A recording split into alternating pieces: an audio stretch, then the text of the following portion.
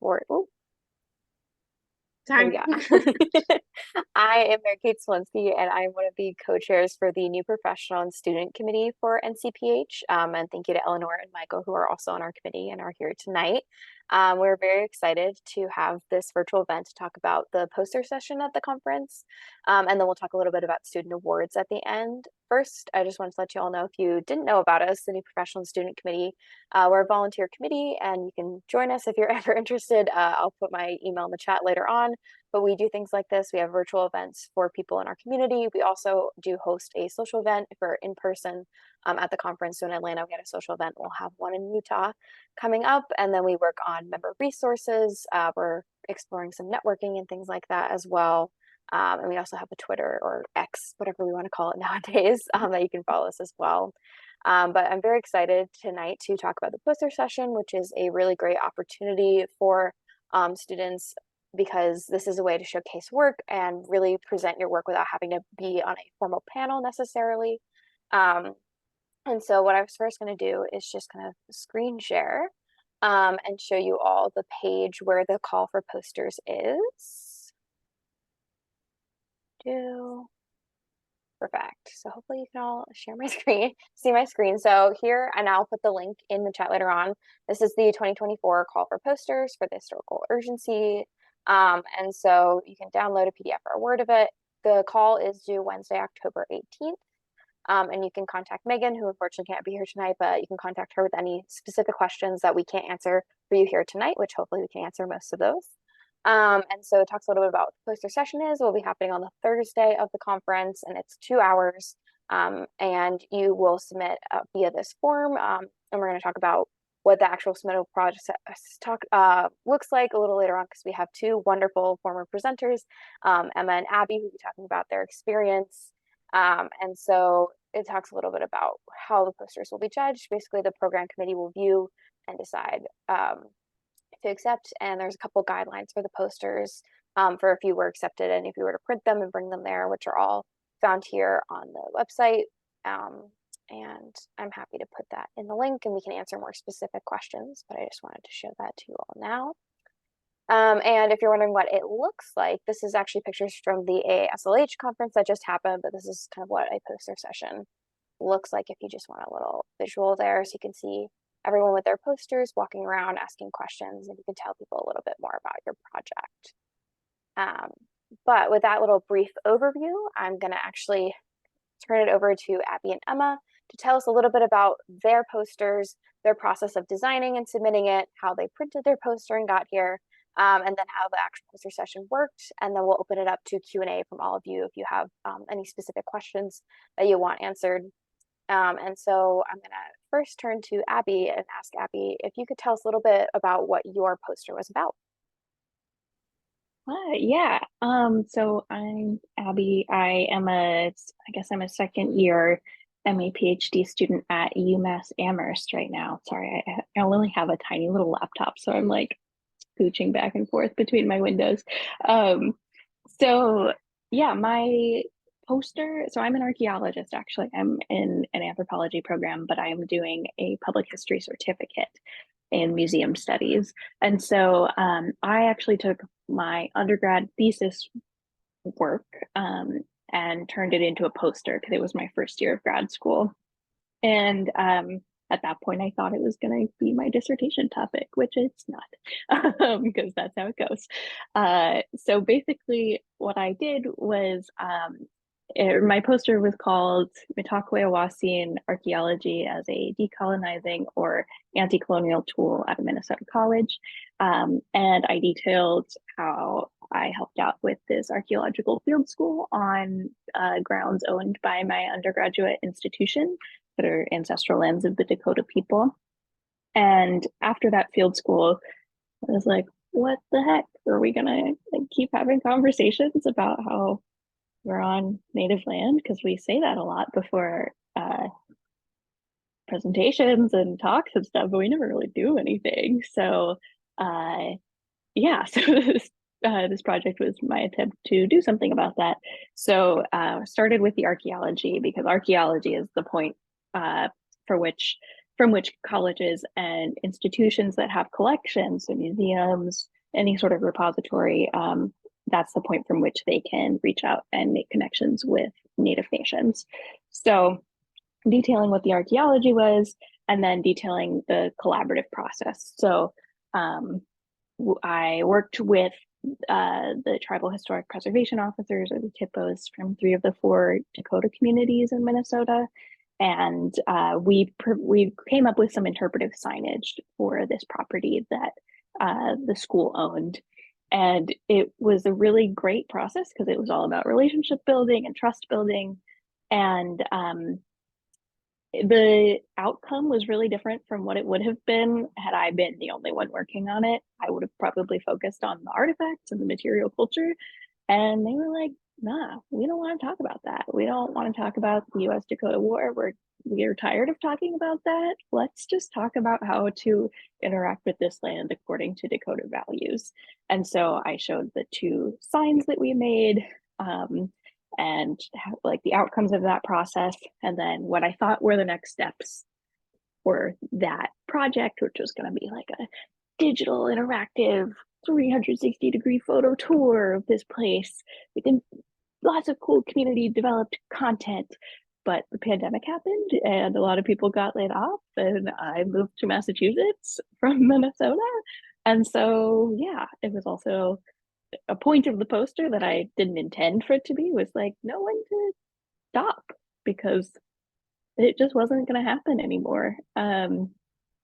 Yeah, so that was the main framework. And really, like, archaeology is a tool that public historians and people in the museum field should be utilizing as like a space for relationship building, because there's federal compliance built into that, which requires like consultation with tribes. And so that is something that you can build out into collaboration through there. That was kind of long, sorry.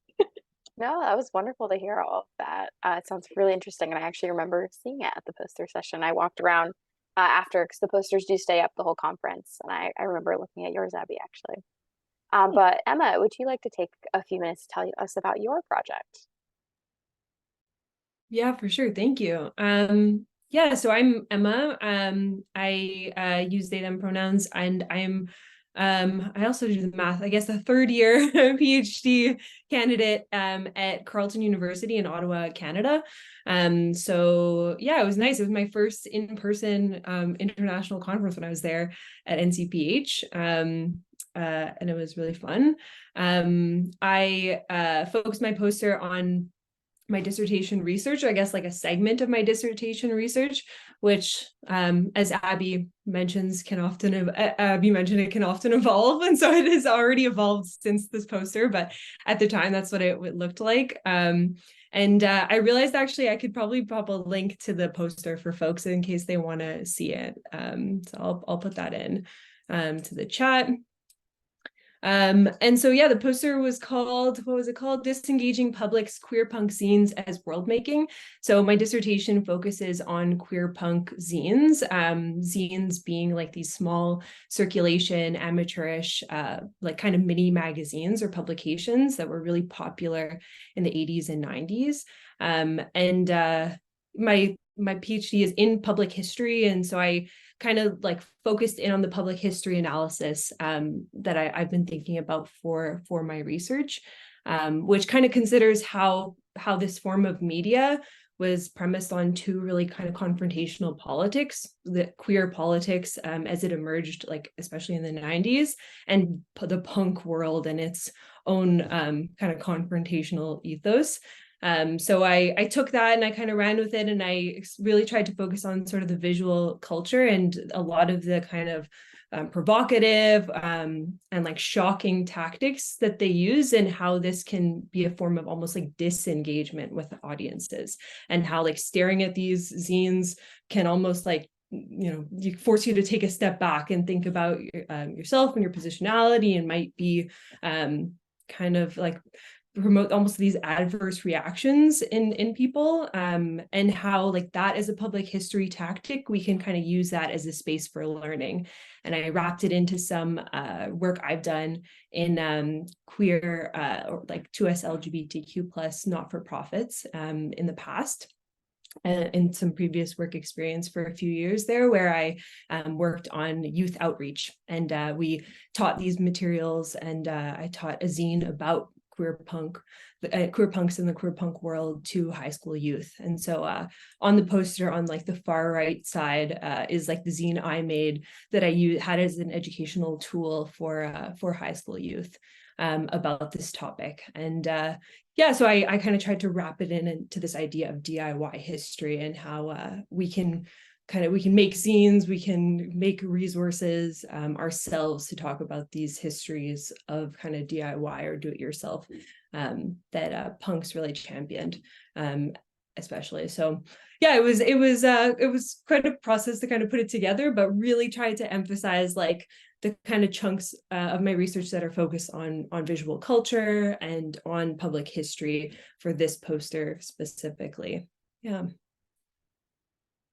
Wonderful. And I'm actually going to take that as a jumping off point, since you mentioned on the right side of your poster, you had a copy of your zine. So could you talk a little bit about how you actually designed the poster, what you decided to include, and like any tips that you figured out? Because obviously a poster versus like an academic paper is a very different format. And so how did you go about doing that? I'll start with you, and then we'll head over to you, Abby.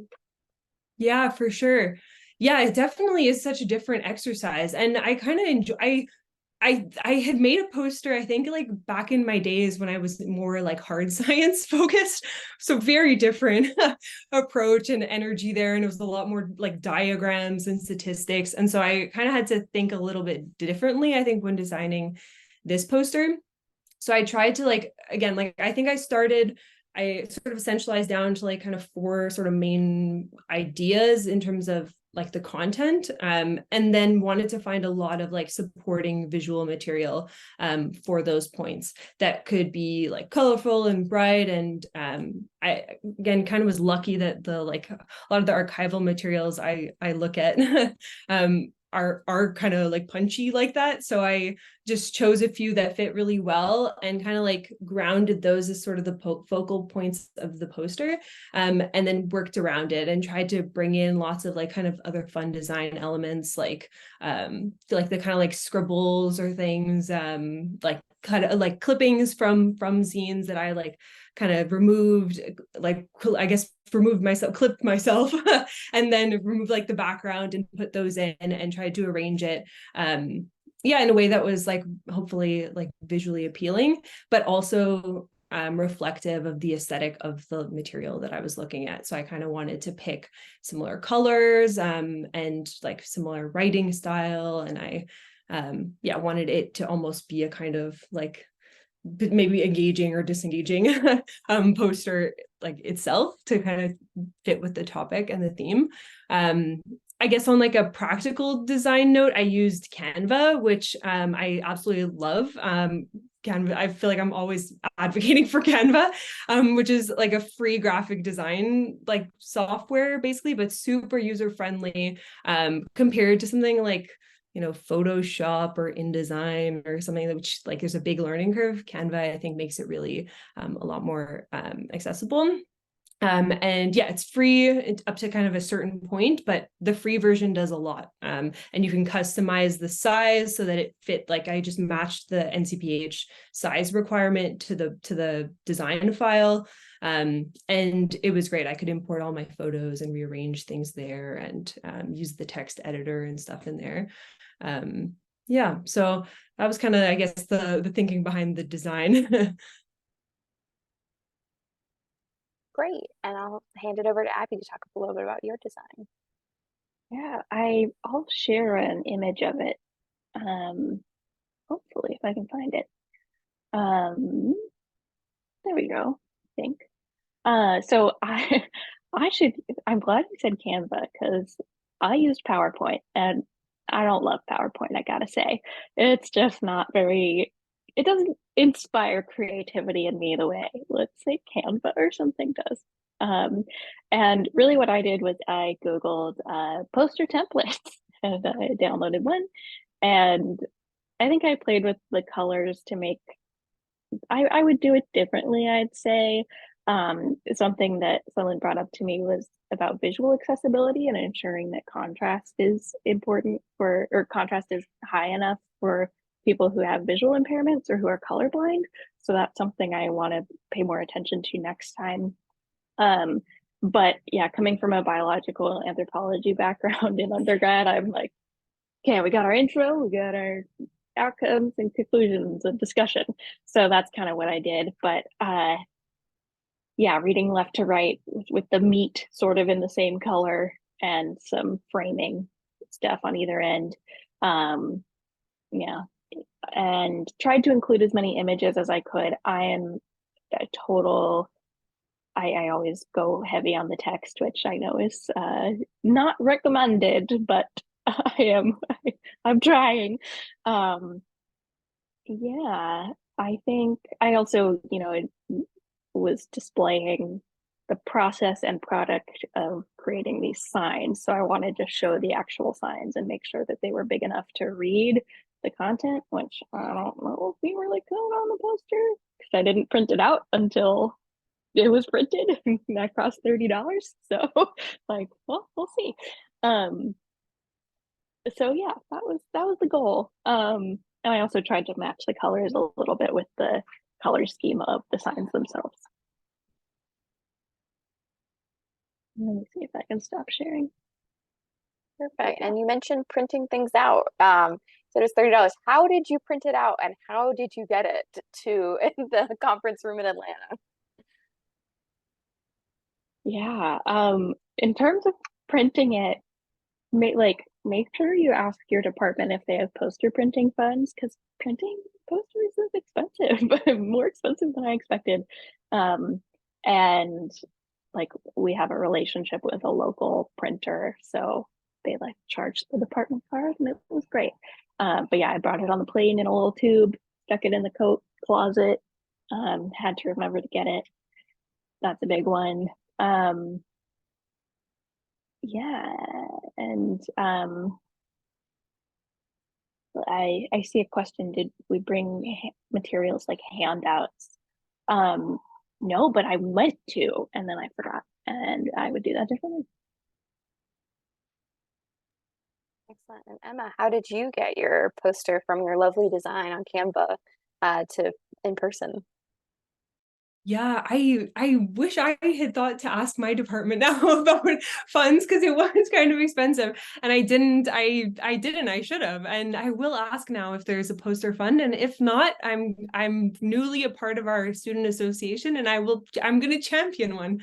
But yeah, I did pay out of pocket, and so I was kind of admittedly looking for the cheapest option.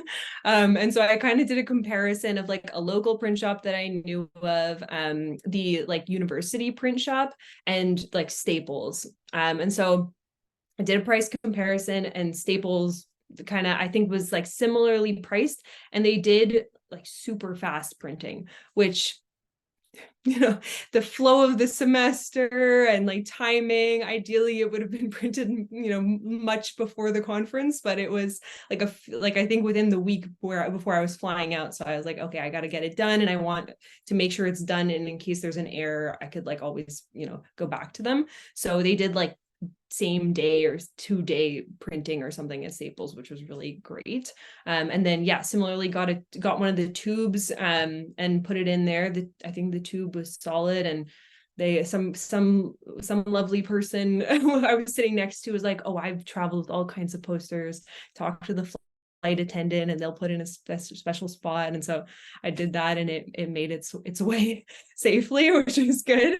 And I was coming with another friend who also like printed, so we kind of picked them up together and went through it together, which was nice. I also, on the point of bringing stuff, I also like designed and printed as a zine.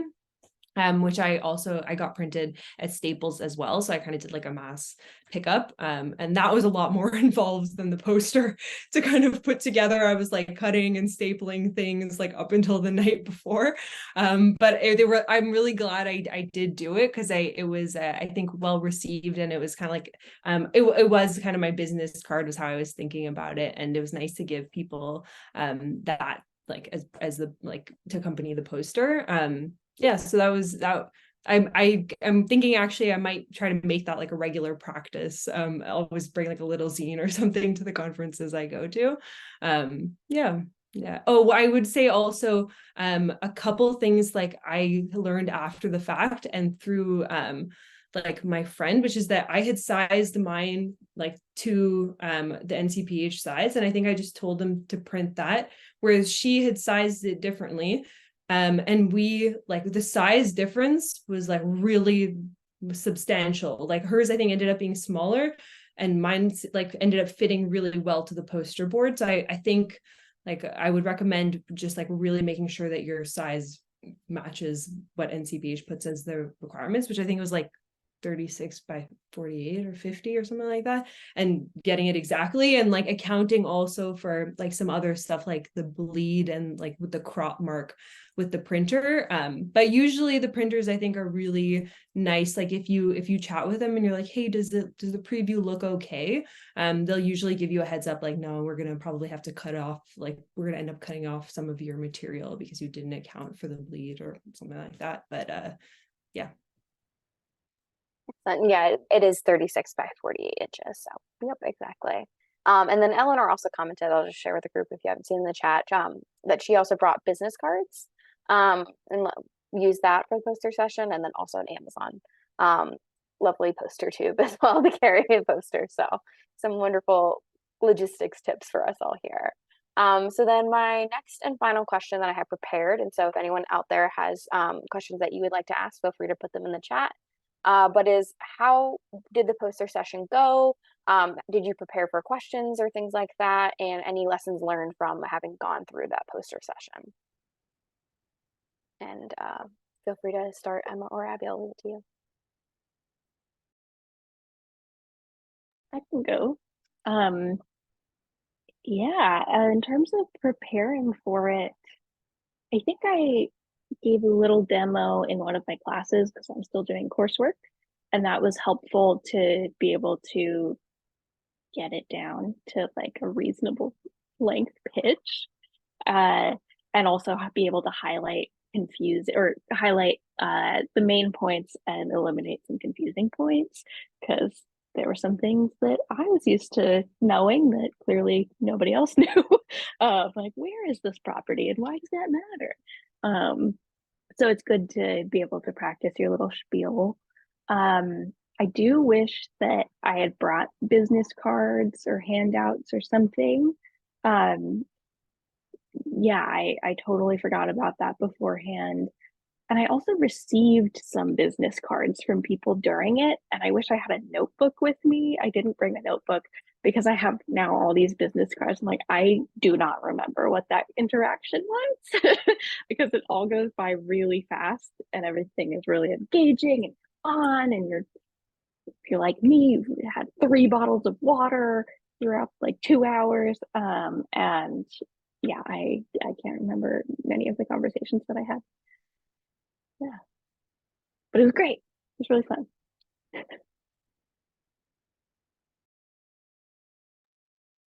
Yeah, it did. It really did feel like a blur. It went by so fast. I feel like the whole conference went by so fast. Like it was session, and then like I remember coming from a session, like a few sessions back to back, I think, and like a meeting and things, then running into the poster session, and then it felt like I blinked and it was done. And it was a lot of fun. I wish I'd actually prepared a little bit more of, I think, like my narrative or my story. I think it like took me a few people to really get something that worked. But maybe that's also part of the kind of trial and error process, because I think I had a much longer presentation like planned out and in a lot greater detail. And then when it came down to it, it really is almost like your elevator pitch. Like you've got to condense it into just a few things, focus on some key details, and then I found like most of the conversations, especially the longer conversations, were responding to folks' questions. And I also thought I'd be able to anticipate those, or like kind of the general area, and absolutely not. So completely like questions I had not expected, but that's, I guess, the point to where we get feedback on our research in new and exciting ways. So I left with all kinds of different ways to think about the research. So that was cool, but yeah, definitely could not have kind of prepared for that aspect. So I think a lot of it was like, I think I wish I think it took me a few tries to like just go up to people and be like, hey, like, here's my poster, let me chat with you, like, and try and be really nice and engage with people, as opposed to in the beginning, I was kind of waiting and like waiting for someone to kind of come up to me. But by the end, I think like if you just like go up to people as they're kind of walking by and they're like, hey, and you're like, hey, would you like to hear more about my poster? You can start a really nice conversation with people. And so I wish I'd gotten into that flow, or maybe that confidence like a bit sooner in the session, because by the end it was awesome. Like I felt like everyone was a lot more comfortable. Yeah, and I think like looking back, I think I would simplify even further on my poster, and like the presentation, just like even narrow down to like a bit like less text and even less images, because it is just like such a brief moment. But yeah, it was great. It was so much fun, and I really enjoyed like connecting with other presenters. Like I got to chat a lot with the people presenting on either side of me, and like really get to know their projects, and like did a stroll at the end through everyone else's posters, like left for a moment so I could go see everyone else's projects and chat with people. Yeah, so it was a great session. It was a lot of fun. Mm-hmm. Excellent. Does our audience have any questions or anything they want to share? Maybe you have given a poster presentation. You have any other tips? Like we got that lovely tip from Eleanor.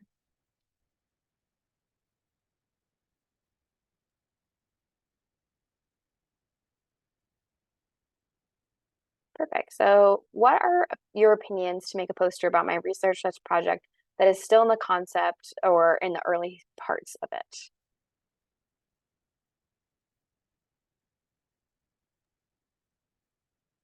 I say I could kind of start off and say like I kind of am of the opinion, go for it. I think for me, when I put the poster together, I was still definitely working through a lot of the concepts I was presenting, and I think actually talking about it and getting folks' feedback helped it evolve. And now it's at a different stage because I kind of put it out there in the world, and maybe it wasn't fully baked, but now it's like it's closer to getting there, or maybe I've like steered things in a bit of a different direction, and I think you can kind of give people that heads up. So I would often tell people like, oh, I just started my PhD, and this is the direction I'm going in and the questions I'm asking, and like people would naturally give feedback and thoughts.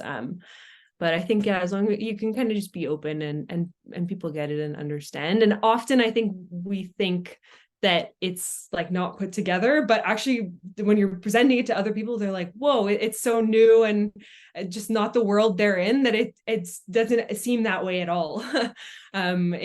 You are like definitely way more eloquent and like way more put together, I think, than you probably are telling yourself that you are. So I say go for it. I think go for it, but yeah. I have a Yeah. little comment as well. Sorry, Abby, just one second. I'm the membership coordinator with NCPH. And just a disclaimer, I'm not like the main poster person. That's Megan, and I'll drop her email in here. But we do encourage people who are like in progress on projects to submit for a poster. And we do not require, like, you don't have to have your poster done now when you submit. It can just be like a very basic mock-up.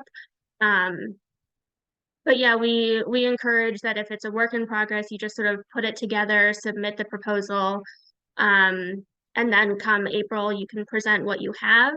And a lot of people really like to discuss your work, and they can provide a lot of feedback if that's what you're looking for.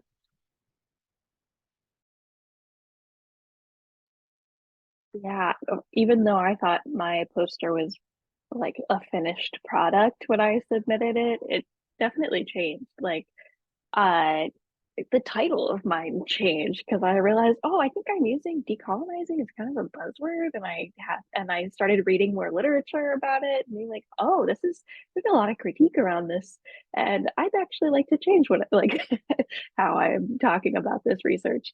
And I think I'm also on this kick of like, let's showcase the learning and growth that happens in academia. Like, not nothing is polished. Everyone makes mistakes. Like, be humble and like show the process, because that's what everyone's doing. No one actually has it like all together.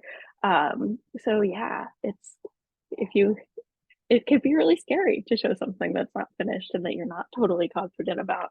But you're like, yeah, I really screwed up on this, and here's me acknowledging that. But I think it brings some like space for breathing into the experience as well.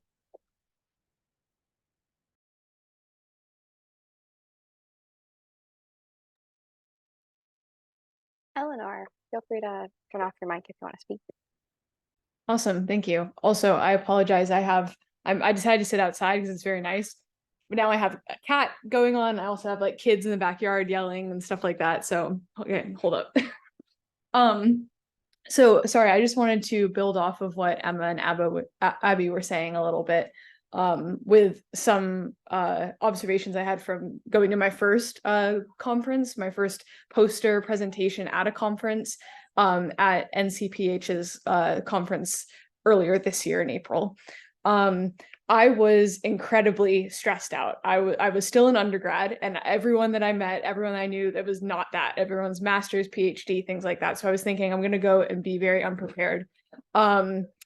I was not, because I was familiar with what I had researched and put into the poster, and I also really cared about it. So people could tell that. And that kind of goes off of what Abby and Emma were saying, where you kind of have more confidence than you think, and people will see that and they will want to just hear from you. So you're going to be stressed out about it, but it's going to work out. It's totally fine. And then also something that is helpful if you have more of a qualitative research project, I found that having some statistics ready was important, and I did not have that. So people wanted to get kind of like a number or like some easy kind of fact that they could take away. And my poster was about Southern historical memory and like modern day weddings on plantations that are used as historic houses. So that was a very complex topic and didn't really have a lot of numbers, but I could have added that and that would have helped. So some little quick additions. Thank you. Yes, thank you so much. And yeah, as Sasha just wrote in the chat, you are the expert of your research. So that's what and then it's always good to think about when you're going into a topic. And not having imposter syndrome, which I'm sure we all have sometimes, but yeah, be confident. Any other questions from our audience? Oh, Abby. Yep. Oh yeah, I just wanted to add to that briefly. Like, there's always going to be one old white man who comes up and mansplains your poster to you, especially if you're femme presenting. And that's just going to happen, and it's not personal. Like, just go with it. You can choose to respond however you want. I was like, thank you very much. Yes, I know that person well. Yes, thank you. Yeah, that was actually my main partner on this project. Yep, know them too. Yeah, great to meet you. Thank you so much. Yep. And then being like, yeah, he was wrong about this, but it just happens because that's how the world is, unfortunately. But don't take it personally. Fun. Oh, yep, Emma. Yeah, just a couple other things too that I'm thinking about. I'm reflecting now on the other posters that I saw, and this is not something I did, but something I thought was brilliant, was that some folks had kind of interactive elements built into their posters. So like activities or like ways that you can actually physically add to the poster yourself. And those were so cool and engaging. And a nice thing, I think, like given that the posters stay up in the room, like for the days after the session, it's like a nice way for people to go and still feel a kind of engagement or interaction with the posters, even if like you're not physically standing next to it, because there was like activities or things you could do. So I thought that was cool. And kind of also on Eleanor's point, if it is more qualitative research, and there's like maybe not visual culture to, or visual materials to draw on for the poster, there's like Canva or other kind of sites offer a lot of like free visuals that you could use, like elements or graphics. So maybe you don't have photos or you can't use your archival photos because of copyright. Like that's another kind of nice way to still have a visual element without like an actual photo, for instance. So yeah, some other, I guess, kind of just tips and tricks. I'm like, we're going back now and remembering more and more of the session as we all chat. I'm like, oh, all these other ideas. Excellent. Yeah. Oh yeah, Wikimedia and Library of Congress and Public Domain, which I think for poster sessions, you don't have to necessarily worry about image rights because it's like for an academic presentation. But Wikimedia Commons sometimes has like a little bit higher res and things like that too. Any other I have questions from? Oh yeah, I have an you got additional comment just about like bringing, like if you have like a handout or something, you can also have things on your computer. Um, Part of the application has a section where you can check like things that you want or need, like a tables that you can put stuff on or access to an electrical outlet. So you can have your laptop with you if like you want to share a video or graphics of some kind that don't fit on the poster. So those are things that you can check off in the application as like things that you might need during the session. Um, it's also a good idea to just check there's a box for like having cardboard and like binder clips for hanging your poster. That's generally a given, like we'll probably just have that anyway, but like it doesn't hurt to select it on the application.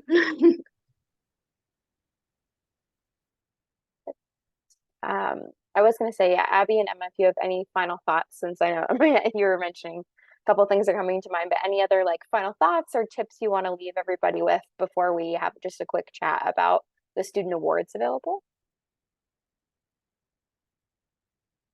Nope, I think you both kind of jumped in with those thoughts already, so you guys were on top of it. And if anyone has any final questions, feel free to put them in the chat. But if not, I'm actually going to turn it over to Stasia to tell us a little bit about the student awards that are available. Yay! I'm very excited about the awards. I'm going to drop a link in the chat here in a second. But we have a couple different awards that are open to students specifically. So we have about 5 student travel awards available. So those are at $300 each. You just fill out a little application. That's like your name and the school you attend. I think one of the requirements is the university you attend or your student advisor has to be a member of NCPH for you to receive the award, or you can join as a member. The student memberships are only $37 for the year. So that's my little membership plug. So yeah, so for the student travel award, be a member of NCPH in some capacity and have a presentation accepted for the conference. So you could be part of a session, a working group, have a poster, one of those things. So you would provide the title of your presentation as part of the application. The awards are due December 1st. We have a committee of 5 people who will go over all of those and select the 5 winners. And we know that like sessions were due over the summer, posters are due October 18th. Sometimes you are accepted to be on the program before you are accepted for the award. So it's totally okay to like register for the conference, make sure that you save your space, and then we would reimburse you if you receive the award. So like just apply, see what happens, and then we can always reimburse you and help you out later as well. The other award option for students specifically is the Student Project Award. So that is a $500 award. And for that one, the student has to have started a project of some form while a student. So like theoretically you could not be a student anymore, but still submit for the award. Um, and it has to be a project that like essentially started as a school project, but then sort of makes its way out into the world. So it say like you did an exhibit that was in the public library or something like that. So something that maybe you worked on with a group that then got brought into the community a little bit. So that is a single award for $500, while the travel award is 5 awards, $300 each. And both are due December 1st. And I dropped the link in here. You can take a look at the specific guidelines in the form. And if you have any questions, you can email me. That's in there. I think that's everything. And like, obviously, if you have any questions, you can ask now, but I think I covered all the details. Oh, and Abby and Emma were both award winners last year. So if you guys have any thoughts, feel free to share them.